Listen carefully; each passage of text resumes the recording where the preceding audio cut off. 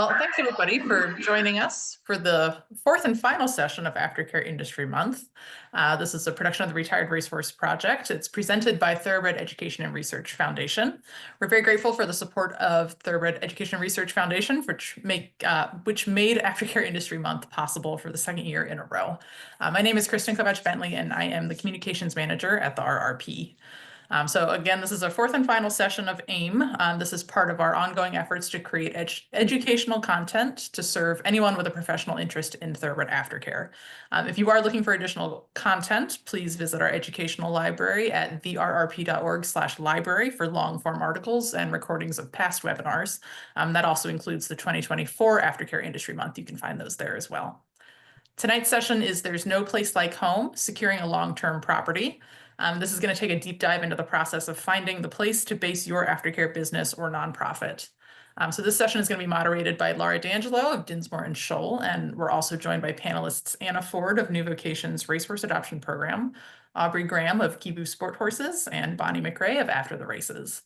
So I'm going to let everyone introduce themselves, but before I turn my camera off so that I can also listen in and learn with everybody else, I just want to once again thank Laura for taking the lead on this session for us. Absolutely. Thanks so much, Kristen. So I'm Laura D'Angelo. I'm an attorney in Lexington, Kentucky. I practice in the equine and gaming area as well as corporate and business. So I'm thrilled to be here, and thanks to everyone for joining us tonight. I'm going to let each panel member give a little background on themselves and their operation. And so Aubrey, if you want to start, that would be great. Sure. Thank you both. Thank you, Laura. Thank you, Kristen. This is a super fun project and an honor to be here. So let me start with the fact that, as we were talking about beforehand, this is my first winter running an operation in New York, and I just moved from Georgia to New York. I run Kivu Sporthorses and Training, which is a for-profit business. I do basically a whole bunch of different things with that. So breaking that part down, I retrain off the track thoroughbreds. I take horses in for training, and I run a consignment business, helping matchmake and get these horses out to great homes with additional training. When I was in Georgia, I ran everything in the same place. So I also taught lessons. I had the occasional boarder, but mostly I had horses in on training board. And I would take the consignment horses in. I had a 20-stall barn in McDonough and an outdoor arena, and basically ran everything out of there. When I moved, which I think we'll touch on a little bit later, and I moved up north, I did a kind of crazy thing that I think is the best thing I could have possibly done. And I split the business into 2 locations. So now I have Kivu Sporthorses, effectively Kivu Sporthorses North, which is in Lansing, where I'm currently based. I have a 15-stall barn with 21 horses on the property, and that's straight training and consignment. So I don't have any boarders here. I don't teach lessons here. I don't do anything other than the business parts, those core parts.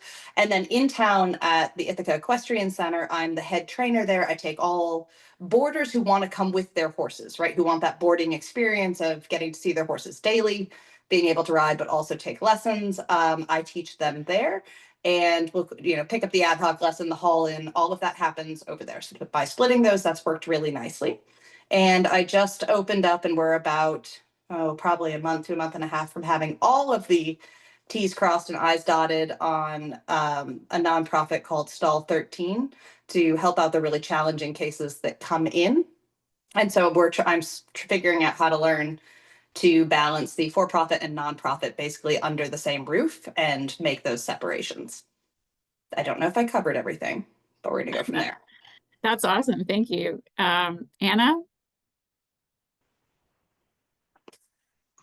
Mute myself. I'm Anna Ford with New Vocations, and New Vocations is a 501c3 charity. Started over 32 years ago. Our main facility is here in Lexington, Kentucky, and we have anywhere from 60 to 70 horses that we keep at the property at any given time in both rehab and training. And we have satellite facilities as well that we'll touch on a little bit, which are located in New York, Pennsylvania, Ohio, Louisiana, and Florida. And our main focus is to rehab, retrain, and rehome retired racehorses. And we work directly with racing connections and taking in their horses from about over 26 different states and adopting them out. So I'm excited to be here. Thanks for inviting me, Kristen and Laura, and excited to share a little bit more about our lease because we kind of have a unique lease agreement on our main facility and also with our satellite facilities. Terrific. Thank you. Bonnie? Yes, so hi, thank you again for having us tonight. I'm excited to be here. I'm the founder and director of After the Races. We have been in operation now for about 14 years. And I'm trying to think, we actually started in Pottstown, Pennsylvania at a rental. And since then, I think we have rented, just trying to count real quick, I should have done this earlier. 1, 2, like 5 different farms. So we have had quite the journey from Pottstown, Pennsylvania to now in Fair Hill, Maryland. Right by the Maryland 5-star if anybody ever goes down that way. And we just in December finally got to close on our forever home. And as of this week, we are actually officially all moved into our new property. So we currently have a 20-acre farm with 20 stalls. And similar to Anna, we are a rehabilitation and rehoming facility. We work with all the racetracks in the area. We also have trainers and connections that just send us their horses from all over. But pretty much horses directly off the racetrack, and we rehabilitate them, do a little retraining, and find them some new homes. So That's awesome. Thank you. So Bonnie, let me stick with you here. So you mentioned that you've had several farms and have, I think, moved to increase capacity. Is that right? Do you want to just talk through the progression of your farms and then how you ended up deciding or buying? Sure. The first farm we were at was really just kind of a matter of convenience. I had actually rented a house on it just to live there. But it was actually a beautiful 100-acre farm that used to be a thoroughbred breeding farm back in the 70s and 80s. And by the time we moved in, unfortunately, it was still pretty, but quite run down. It had some barns. It was a great place to start after the races. The rent was cheap, but there was really nowhere specific to ride other than on like trails. We actually had access to a very long trail that's like, it goes from like Valley Forge in Pennsylvania, like across the state. So our horses did a lot of trail riding, but we were only there for about 9 months because the barn was basically, like I said, it was in disrepair. So like there, you could sometimes see the sky looking up from the barn aisle. And we were able to secure a facility that not only had a much nicer location, better stalls, better facilities, but allowed us to actually have more horses. So we got to grow a little bit. And we were actually at that second farm for almost 6 years. Like that was really where we did a lot of our growth. And we were there for quite a while. We actually ended up starting to rent a second barn at the same time, which that was a whole journey. But we wanted to have access to an indoor so we could train year round, which has always been a challenge for us. And we did that for about 2 years, but then we actually, for purposes of being healthy as an organization, we actually had to make the choice to downsize back to just the one barn. But doing so, we were actually able to then somehow start thriving again. And we ended up having a connection that owned a 77-acre property, and it was empty. And he reached out to me one day and was just like, if I build a horse facility for after the races, like, would you rent it? And we were like, yeah, absolutely, please, like that'd be great. And so he built this facility for us. It was essentially like 30 acres with 40 acres of woods, but everything was designed for ATR. We put our own walker exercise machine and stuff in, but it was our dream facility essentially. And we were there for 5, 6, I think it was 6 years. I kind of get my time a little bit off, but it was a while, and we expected to be there forever. And then a year ago, almost exactly on like New Year's Eve, a year ago, he called me up and said, hey, I'm putting the farm on the market, just out of the blue. And we launched a very quick and crazy capital campaign to try to save the farm. And we can talk about this a bit later, but we had verbal first right of refusal on the farm, which he did not honor. So he ended up actually selling it to somebody else in spite of us matching their offer. In which case we were forced to scramble to then find a temporary rental where we could like lay low and keep on going with our operations while we searched for a permanent farm, because we'd launched this capital campaign. So many people came around to support us. We had, financing. We just needed a farm. So we were actually at a temporary rental for the last, 6-7 months. But we are now finally in our forever home after being able to close on this property we just closed on. So, but it has been a journey. Most of our moves have been to increase capacity and grow as a organization, and have been fairly successful. So, well, very successful, except for the one barn where we rented 2 barns at once. It was borderline successful, but also a lot of extra work and extra finances. But like I said, we made I think a healthy decision to downsize in that specific instance, but every other instance we've moved to grow. So you raise a couple of great points. One is being flexible and knowing when you maybe are a little bit out over your skis or couldn't really make those 2 farms work, despite your best efforts. So good for you for stepping back and making a modification to your business plan, because that's important. And then the other thing that Bonnie raises is this idea of a right of first refusal, which is a nice idea if you can get it in your lease agreements, just for your landlord to say, you know, at some point, maybe they are going to sell the farm. And so 2 things you want to do. One is write in a right of first refusal if you can to match this third party offer. But the other is notice provisions, figuring out how much time you're going to need, because these are not, you know, this is not living in an apartment where you could move in a month. This is moving 20 horses and having all the equipment and all the things that go with it. So trying to get as long of a notice provision in those leases as you can is certainly for the best. So, okay, let me move on. I skipped over Aubrey by mistake, so I'm going back to Aubrey. So Aubrey, talk about you're moving also from a lease situation, or you have moved to a purchase, or you're about to move, and you don't have to disclose anything that you don't want to talk about, but if you can sort of walk us through how you did that. All right. So the backstory with this place is, as with everything, is a little convoluted and a little interesting, and a lot of serendipity. When I was in Georgia, I can go back to that because I think that actually might be more pertinent right now, is that I signed a very litigated 5-year lease on a place. Another set of serendipity, I was an academic. I chose to leave academia. I'd been training horses as a second job and was like, I'm going to go off of the academic market, and something will happen. I will find a way into my own farm. I was looking at leasing fields, just trying to get started from nothing.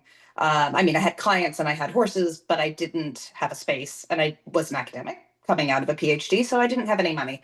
And it turns out that the 100-acre farm next to the farm that I trained at they wanted someone to take it over and run it as a horse farm. So they literally popped over the fence line one day. It was like, we hear there's a trainer over here who wants this, or could use this. Maybe they can help us design it. And it had been a dog breeding, questionable many things facility for a little while, but it was also had been built for the 96 Olympics for an endurance team. So it had pretty good bones, even though they weren't long lasting ones. And I helped them renovate it and was like, I'm sure I can never afford this. And they were like, no, we'll work with you. I don't know why. I think they just desperately needed a trainer. They had one. They were like, well, it'll be great. Get it running.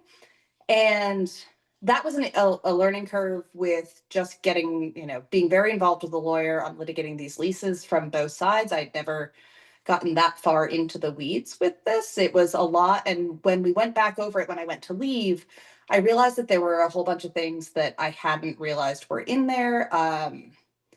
Going down to the questions of like repairs, questions of like notice of when you were leaving. There was actually even a clause in that lease that said basically anything, I'm not going to get the clause correct, but anything that is a damage can be asked for the person leasing to pay that damage at any time during the life of the property. And so there was one of these like things where one of my lawyer friends who looked at it at the end was like, oh gosh, how'd that get left in there? They could turn around in 5 years and say, this fence line is destroyed, was clear. I don't know how they'd never do that. Right. But she was like, I don't think they're going to push that clause, but just, we wouldn't have ever left that in there if you had shown me this lease initially. So being very careful about the litigation of leases, I had a 6-month, have to say at 6 months before the end of the 5-year lease, if I was going to continue or not.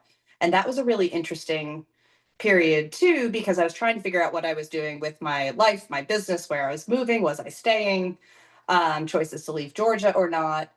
And they then were going to allow me to do a month-to-month. It got very kind of wobbly at the end and went off the lease. In the end, I did end up right at the day, by July 1st, I had all of my horses out. And everybody was on trailers heading north before that July 1st cutoff. I moved everybody to a full care barn, which was not actually full care up here, just to get everybody up here and get based. And that came with its own, there were no leases, there was no contract. It was very, very interesting. And just as a kind of a staging point to be able to say, okay, I got everybody up here. Let me get the business together. Let me, find my way around upstate New York. I'm in the Finger Lakes region. There's actually quite a bit going on, but while there's also an exodus to the south. So just trying to get the lay of the land. And I wanted to move on from that barn that I had moved to. By that point, I had 15 horses. That's the smallest number I'd had in 6 years. And was trying to grow and needed, I had horses coming off at the track ready for placement, and I couldn't quite take them yet. So I scrambled around in upstate for a while, trying to find somewhere, and was like, there's like nothing available. There's very few horse farms that are available, very few that could accommodate the amount of horses that I needed, and didn't have, already have trainers on them and weren't boarding situations.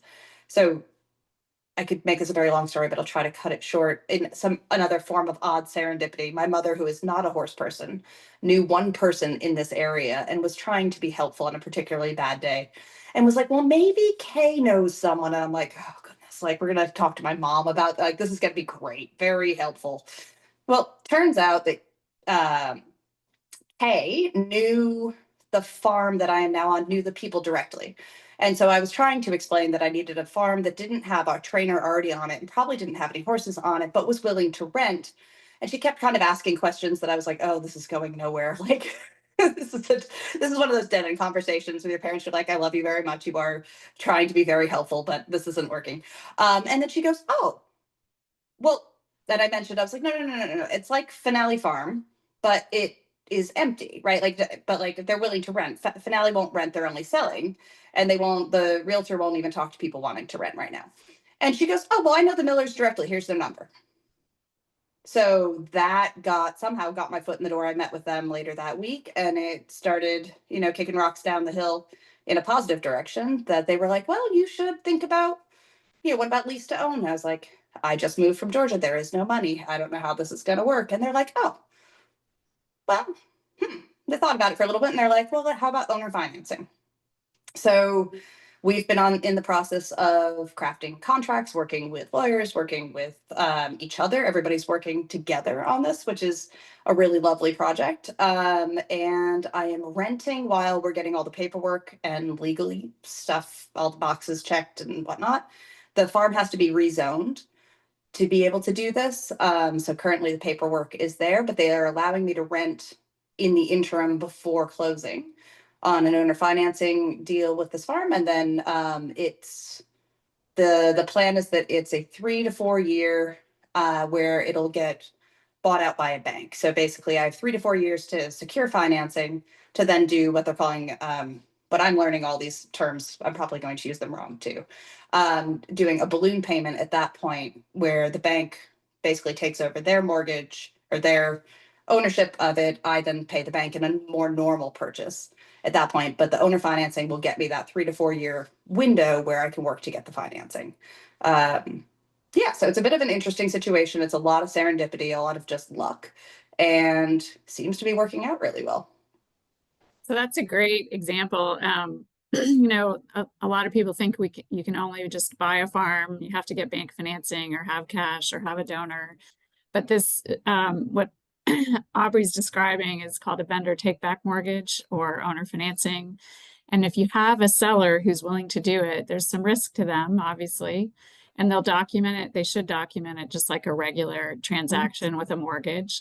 There's a couple of ways to do it. A lease to own situation, some of those, in some states, those have very specific requirements because, for instance, in Kentucky, there was a long history of lease to own real estate where the documents used to say, if you miss one payment, you forfeit all your payments and the owner gets the house back. It was typically with, low income or residential houses. So that's illegal in Kentucky now, but what Aubrey's describing is totally legal, which is for the owner to step in like a bank. You have to negotiate your interest rate, your interest rate. But the other thing I want to just say is, and each of you sort of touched on this, but keep in mind that when somebody presents you with a lease, sometimes they're, 30 pages long and sometimes they're 2 pages long. They're all negotiable. Every one of them is negotiable. And a lot of times the person presenting you with the lease, they don't even know what's in that lease or what some of the provisions mean. They've just been handed it, or they've just found it on the internet, God forbid, or some, attorney friend of them has given them a form. So keep in mind that you can negotiate those notice provisions. And notice provisions really matter. So if your lease says, as she's described, you have to give us notice 6 months before the end of the lease to continue or to leave, that's 100% enforceable. So if you miss those deadlines, the lessor can take action by terminating your lease at the end or not renewing it, whatever the case is. But again, that can be negotiated. If you are at that 6-month point and you say, could we amend that to continue for an additional 6 months? Usually people will agree to that. What they're trying to avoid is having people, leave in the middle of the night or not pay or not give them notice so they can't get another tenant. So those are great points. Thank you, Aubrey. I'm going to move on to Anna, who has a unique situation as well. So it's great. The panelist selection was awesome, Kristen, because everybody has a very different situation. So Anna, why don't you tell us about how your main farm came to be, and then we can move on to some of the satellite facilities.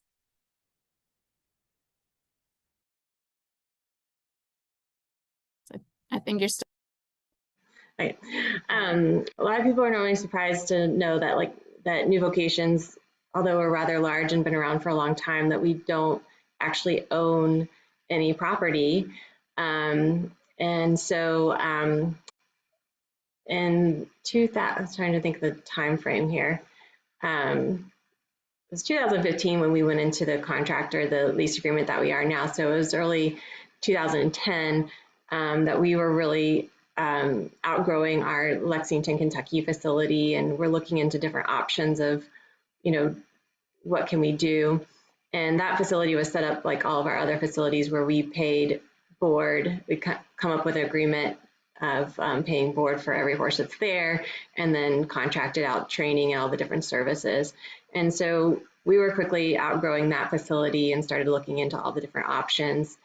And around 2014, I think it was, we stumbled across McRae Farm, which is a 1,200-acre facility here in Lexington that is owned by the Susan Donaldson Foundation. Susan Donaldson was an avid thoroughbred breeder owner for many years in 3 different generations for her family.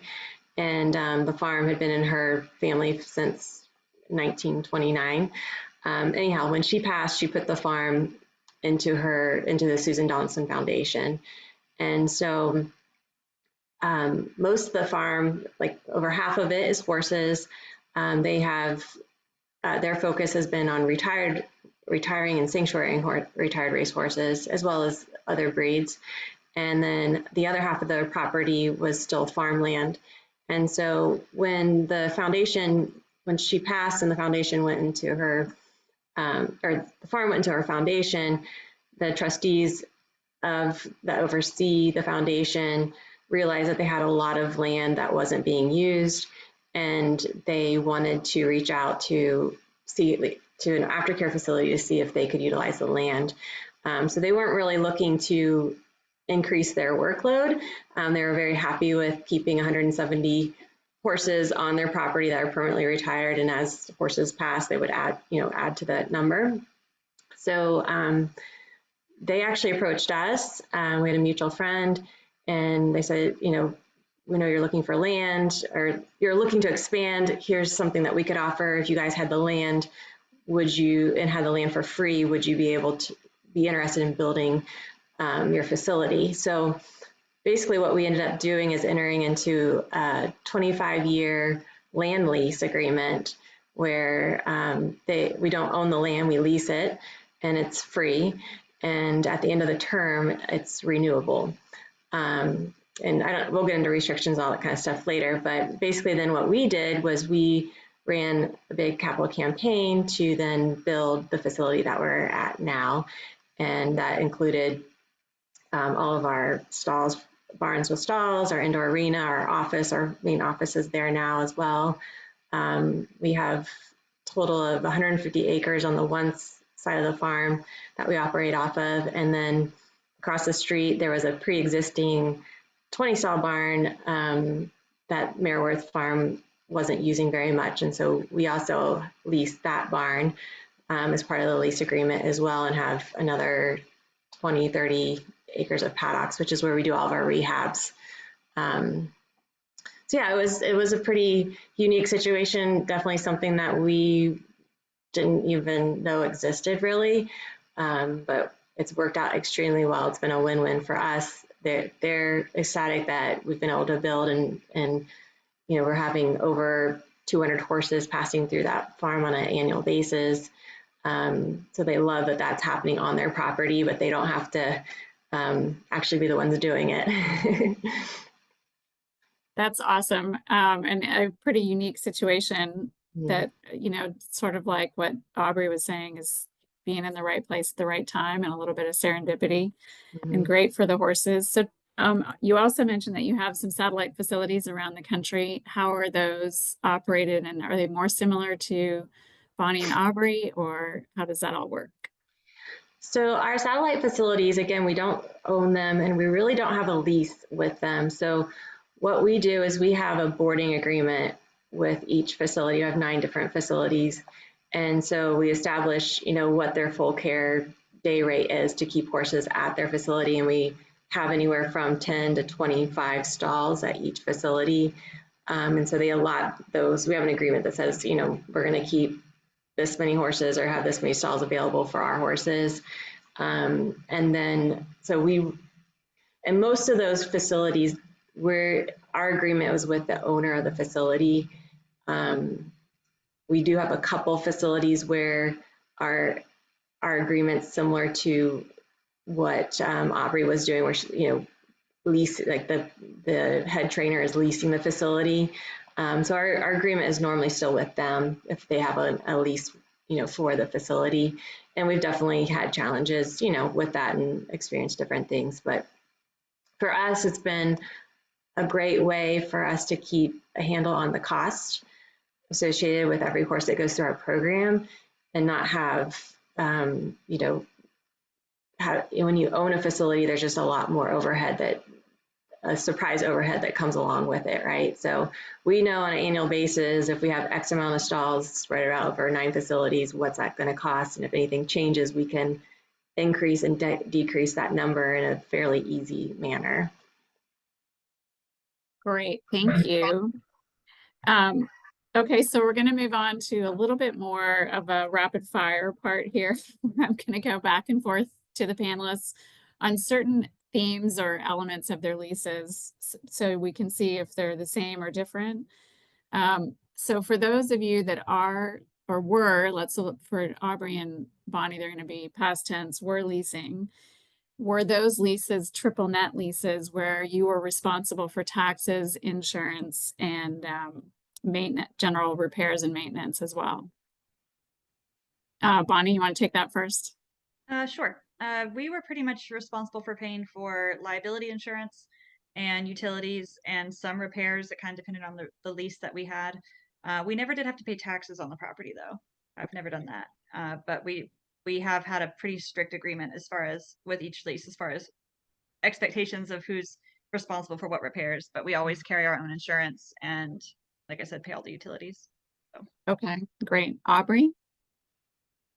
So exactly like Bonnie, responsible for all utilities, responsible for most repairs, though very specifically the one in Georgia, it was carefully added in there that I wasn't responsible for like act of God repairs. So we did have a tornado kind of blip through at one point. It was just it was one of those where I was like, oh, weird, the rain's white and going sideways. I'm going to go inside for lunch. And I came back out and was like, that fence line's gone. Right. So they did fix the fence line in that case. Any damage from the horses, any damage from anything of my being on the property was obviously fell on me. And same thing, I have all my trainer's insurance, liability insurance, renter's insurance, all of that.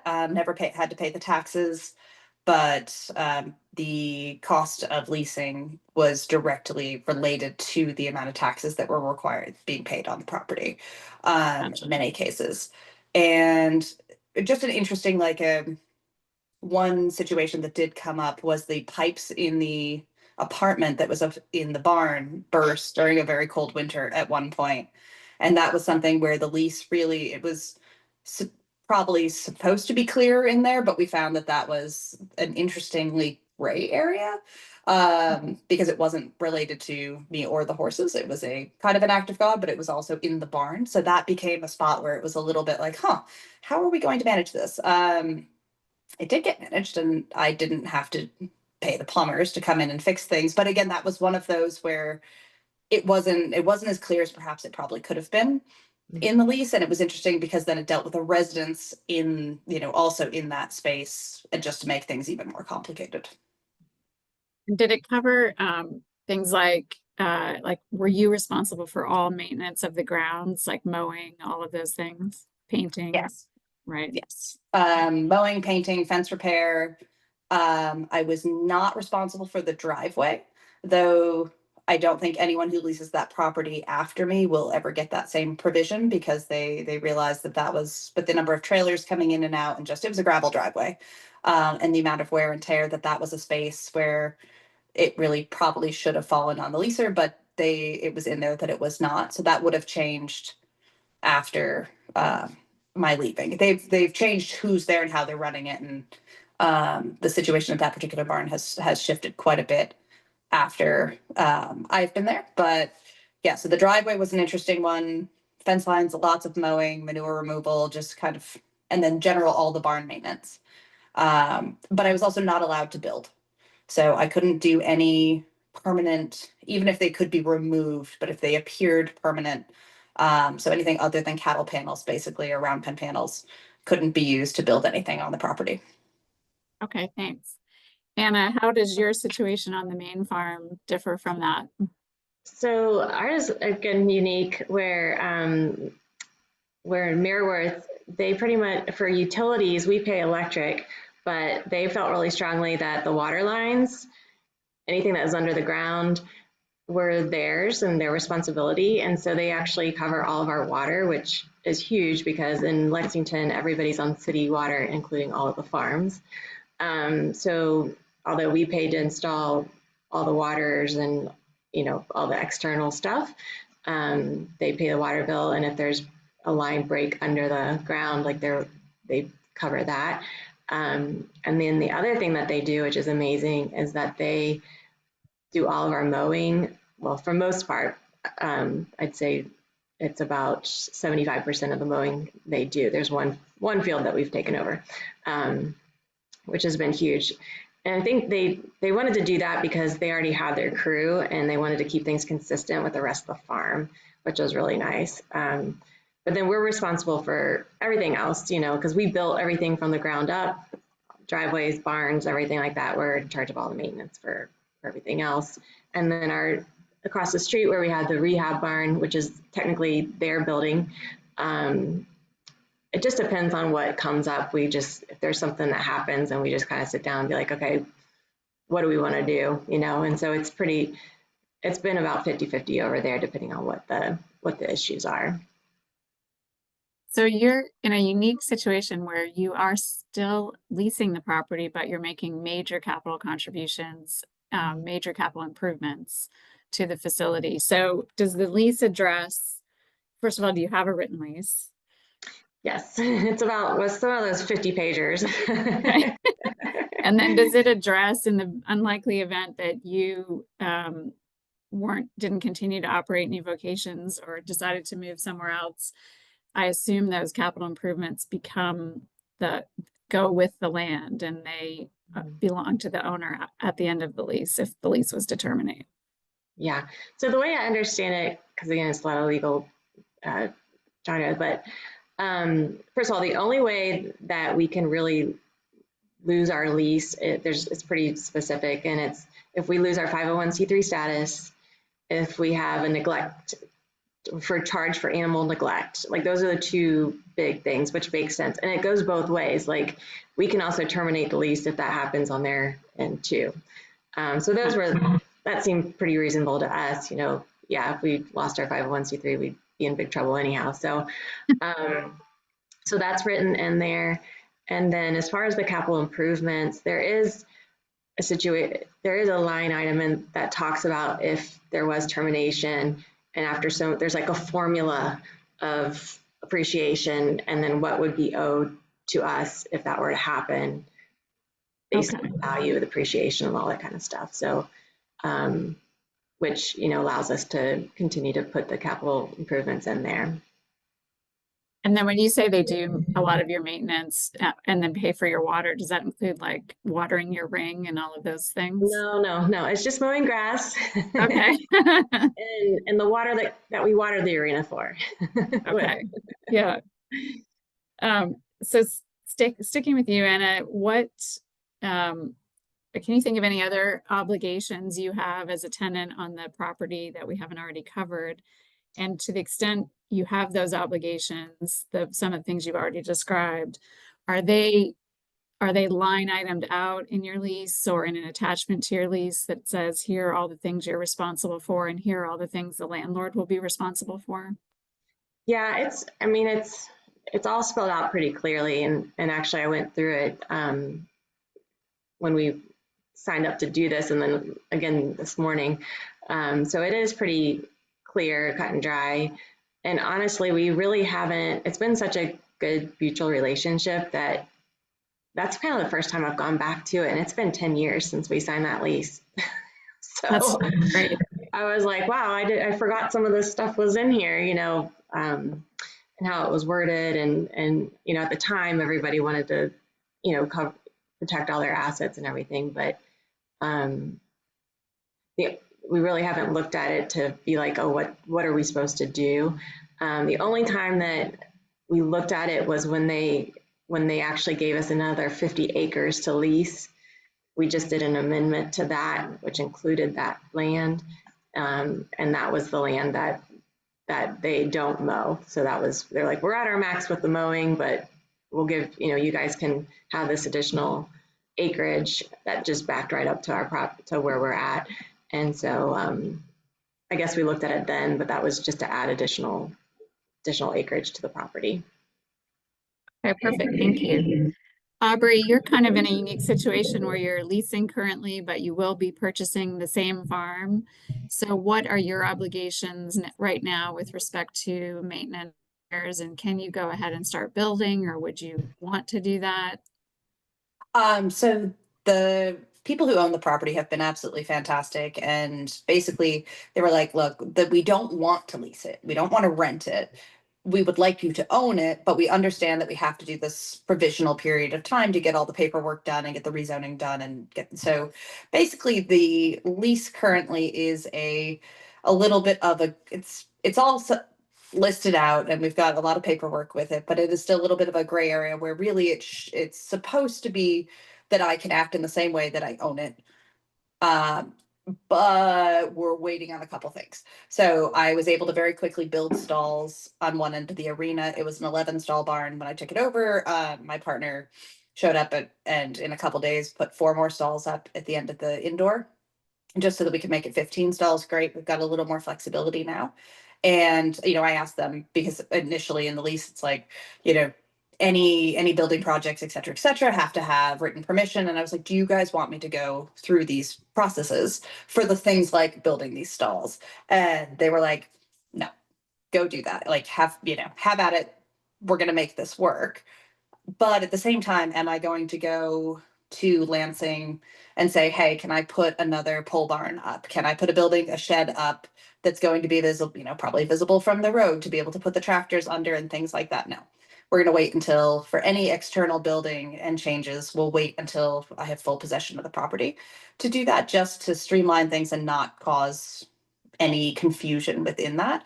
I don't think it would be a problem, but at the same time, it's one of those where it's like, okay, just pump the brakes on that. We'll wait to do any external work, but the internal stuff they've been wondering, it's just very simple, like go do it, take care of it. Perfect. Well, that's a good decision, I think, on your part.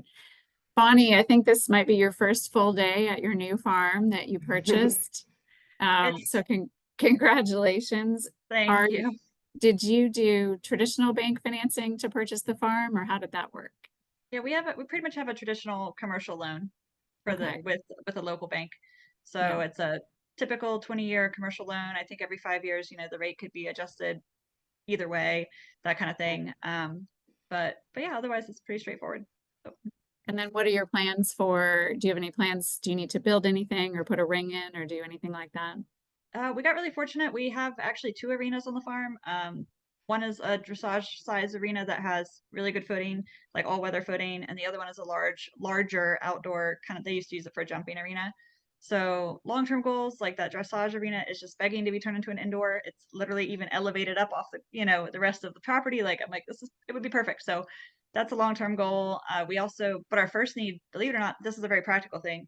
The very first thing we're going to build is a pole barn for storage, because there's not enough storage on this farm to store the kind of hay and straw and things that we purchase, because we usually purchase hay and straw by 500, 600, 700 bales at a time. And right now we have hay and straw stuffed into like what they used as an office but we're not using it as an office, we're using it as hay storage.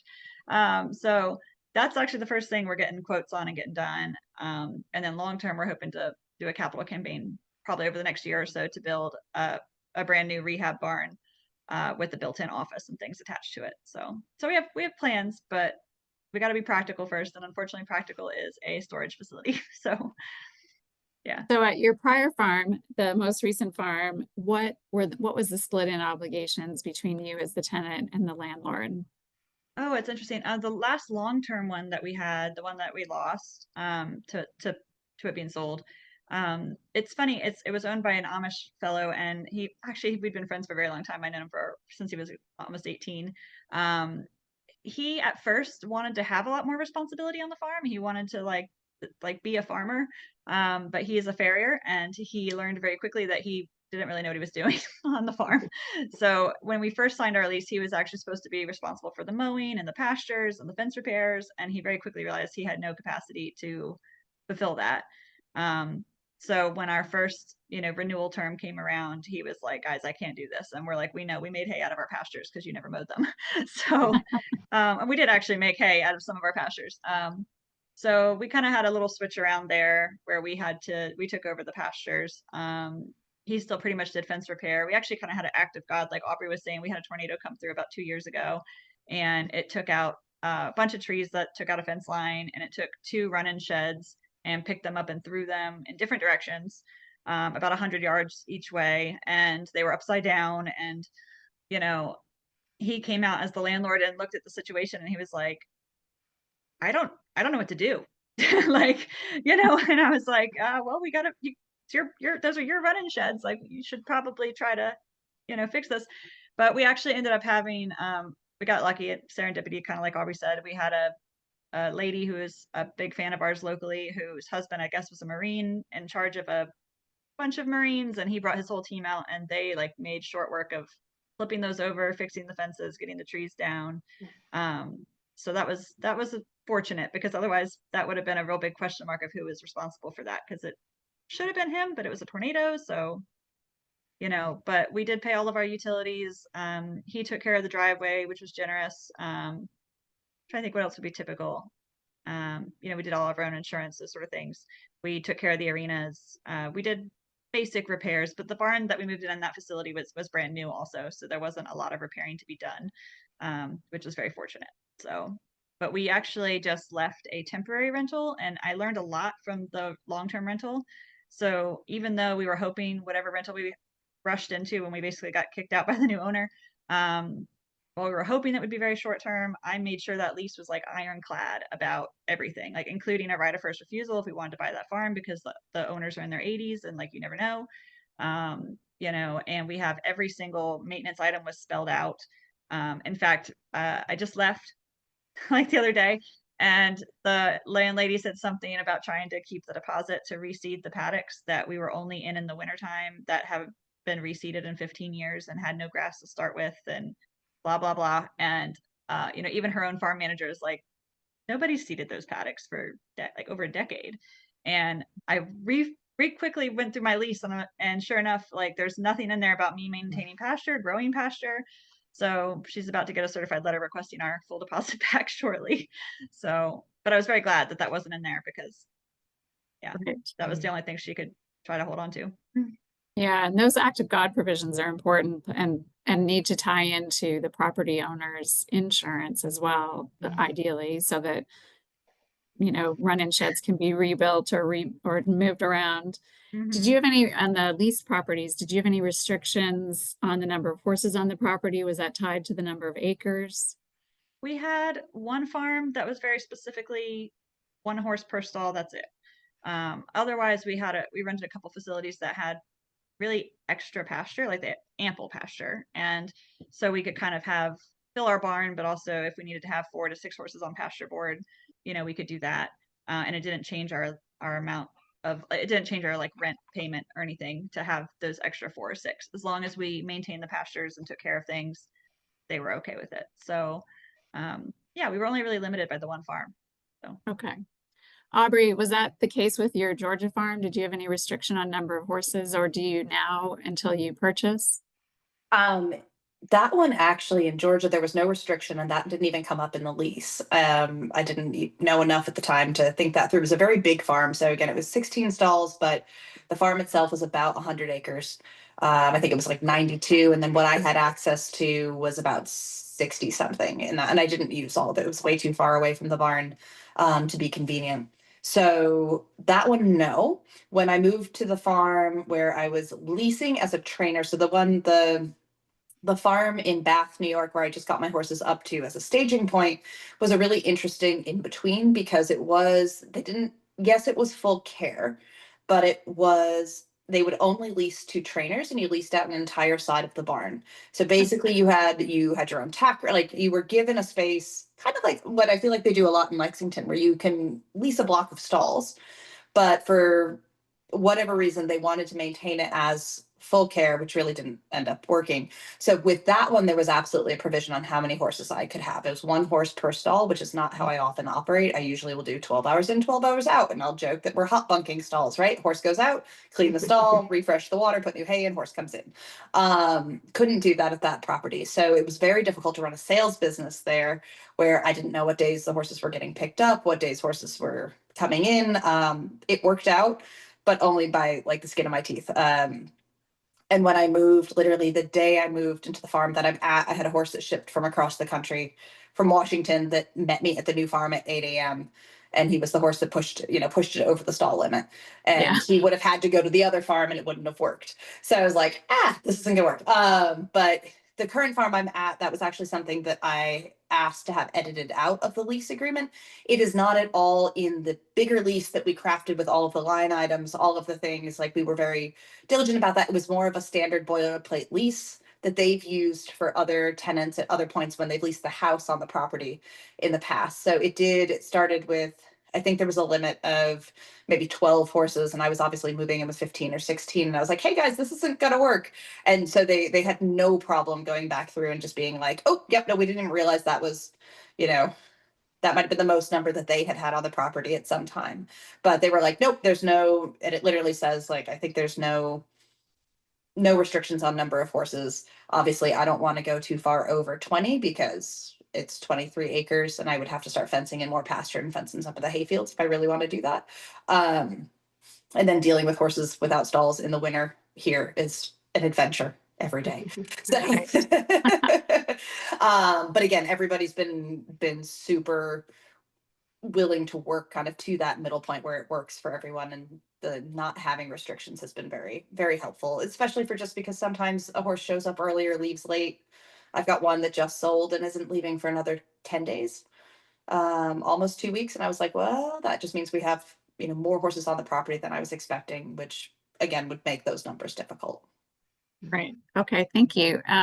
Kristen, do we have any questions, or you want to open it up for a little Q&A? Yeah, I think if anyone has questions so far, drop those in the Q&A. We didn't actually talk about any of the housekeeping stuff. But yeah, drop questions in the Q&A, and as they're relevant, Laura can grab those as we go. I have some of my own questions and comments, but I'm saving those for the end. So carry well, on. go ahead, jump in, and then I have some questions. I have one question at the end if we need to fill some time, but otherwise, go ahead. Yeah, well, I guess this is just sort of a general question. Is there any such thing as a straightforward, like, purchase? It seems like, as everyone's telling their stories, I'm like, oh my gosh, and Bonnie's experience, especially with so many farms, like, is there such a thing? Like, how would you define a straightforward purchase or lease agreement, Laura? Is there one?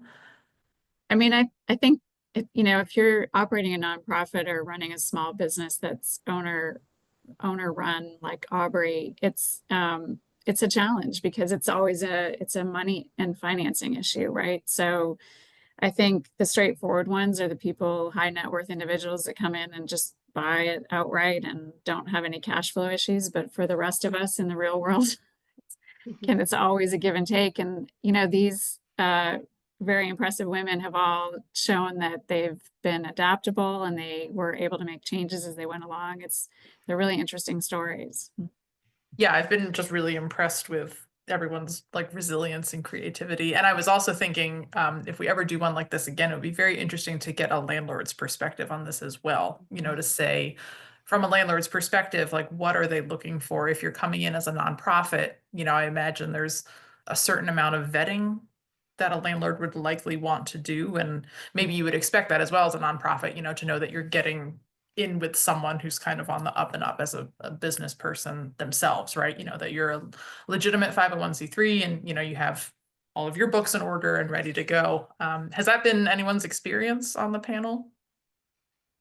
It was mine. The very first long-term lease we had, the second facility that we leased, the landlord there, he was very thorough. He actually came to visit the farm we were currently leasing to see how we cared for it and to meet my dogs and see how things were. And that farm, like I said, was in disrepair because it was actually going into foreclosure, but we had it as nice as it could be and he was happy. And then he gave me he asked for, I don't remember how many references, and I gave him what he asked for, but then I also gave him extra references, and the man called every single one. Like every single one, and really did his research before he signed a lease with us. So the other one's not so much, but I already knew the second, like I knew the person obviously who owned the other farm, and this short-term rental we just had was kind of just a matter of convenience. So yeah, because really, like, if you think at it from the landlord's perspective, it is a little bit of a risk, I would imagine, to lease to a nonprofit that, may or may not have a secure and regular income stream. So yeah, I mean, that's kind of what you'd want to have happen, right? That like they do their homework as much as you do your homework too, to make sure it's going to be a good relationship. And to be fair, for that first one, we actually had applied for our 501c3, but we hadn't received it yet. We hadn't actually gotten our confirmation. So he was putting a lot of faith in us because most people hear nonprofit and it doesn't matter how long you've been running it. They just hear nonprofit and they just go, ooh, risky, stay away. So we were very grateful for that guy. Yeah, oh, that's cool. That brings up a good point too on purchases of farms by nonprofits, because typically the bank looks at your income stream to finance the mortgage. And with nonprofits, depends. It can be very variable on income stream. So they're really taking, you're often probably going to a farm credit or some sort of farmland lender who's just going to look at the value of the real estate in terms of how much they'll agree to finance. So it puts another kind of unique situation. We do have a listener submitted question. I think there's a couple parts to this one, so I'll read it. From B Moore, that's a good question. I'd want to own the property. I'd love to know what a trainer or prospective lessor/lessee would be looking for. I have a 90-acre farm now in Texas, but looking to move to Kentucky, and I don't want to be a nonprofit. I want to own my land. And then I think second part of this question, what are kind of the going rates for a lessee to pay? And is that related to numbers of horses there or question mark? I mean, that is kind of open-ended, I guess. So yeah, a couple parts to this. So, what I think, if I'm interpreting this question correctly, and be more, feel free to add a follow-up if I'm misinterpreting this. So if you're the property owner, what are you looking for Like, so for you three, you know, coming in with your programs, what are you looking for in the property if you're going to take on the lease? Yes, okay. I did it. And do any of you have any thoughts on what the going rate is for leasing property? Because I would freely Yeah, admit that's I do not very know. regional. Yes, I don't Yeah. know the answer to that. As Yeah, I said, would- yeah, definitely regional. Yeah, and I think that it's going to vary depending on what's on the facility. Are you renting pasture?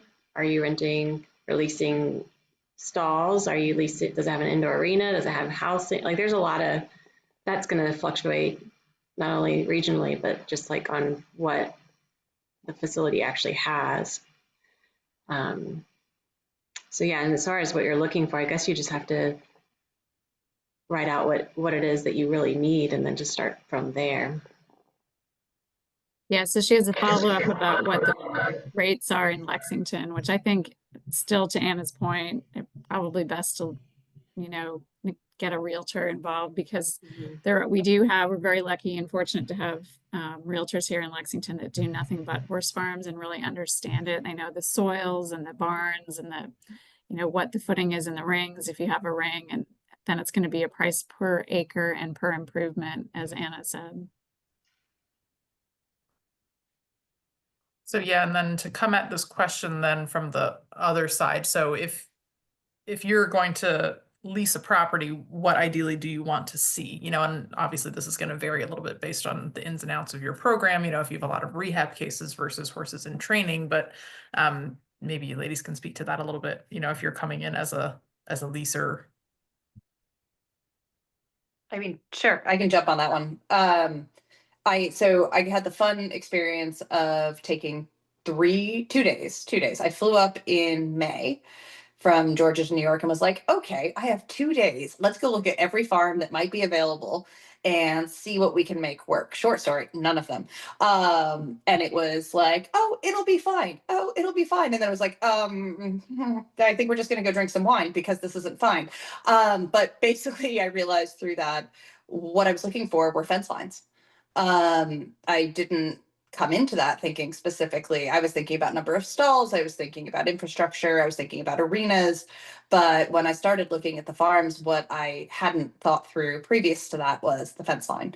And I do a lot of turnout with my horses. So I do usually 12 hours in, 12 hours out. So everything that's there has time in a pasture. And some of the fence lines were, you know, terrifying looking and right on a main road.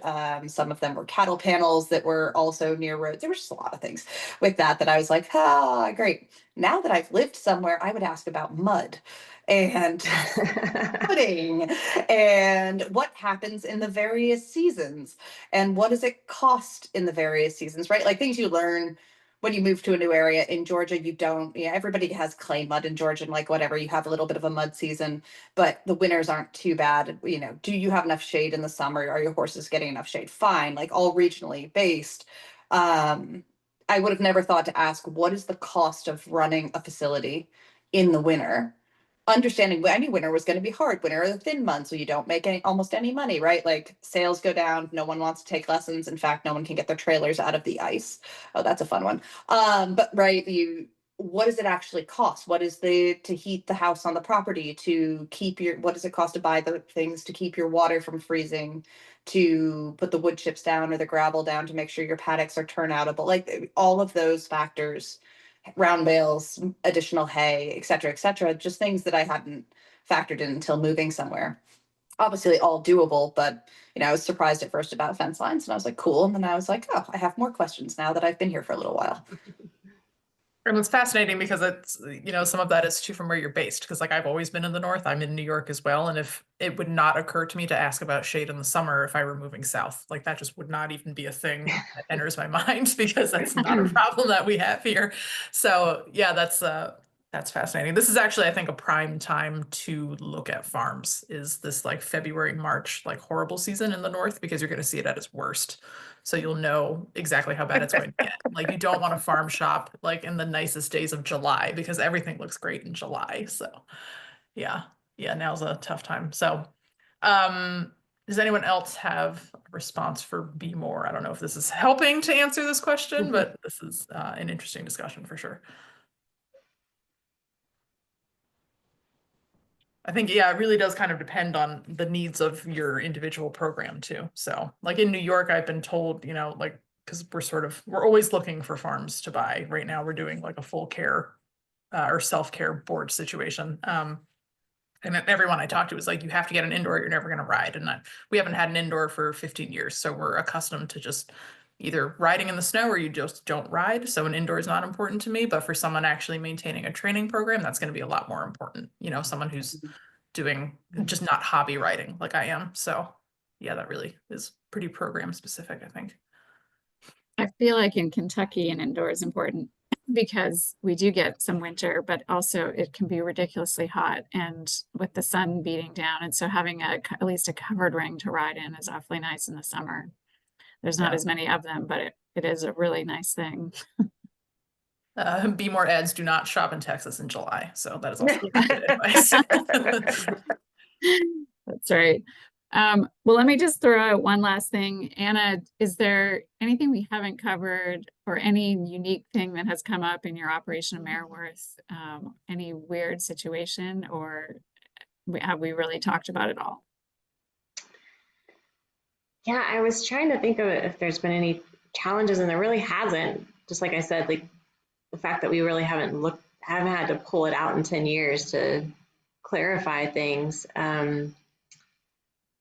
You know, it's just been a really good partnership. I think, you know, I think obviously the key when you're a landlord of a traditional leasee or renting agreement, you know, if the better you can get to know who you're going to be leasing from, the better, because it needs to be an equal partnership or, you know, mutually agreed upon partnership. And so I would just say, like, if you're going to get into a lease, just like the person that you're going to be leasing from might be doing all the background checks on you, like you need to do the same on them, and maybe talk to whoever has leased it previously to see what their experience, you know, was. Because I think the theme that is here, besides our situation, but we see it at our satellite farms, is that it's very common that leases go the wrong direction. And there's like a disagreement or something on who's responsible for what. And so I just think the better that you know that person that you're getting into that agreement on whichever part you're on, the leasee or the leaser, the better. So, and that's what's really helped us, is that it's just like we're on the same page, like across the board, and that's been so helpful. Well, I think each of you made great points that lead me to give my usual speech at the end, which is please don't use forms that you find on the internet. Please take the time to find an attorney you can afford, who knows something about what you're dealing with and who has some background in your area, because that investment up front, as I think each of these, sorry for my dog, each of these women have pointed out, is, you know, they've had good leases for the most part, it sounds like, and they've been very specific to what their situation was, and it has helped them move through situations without much drama or trauma.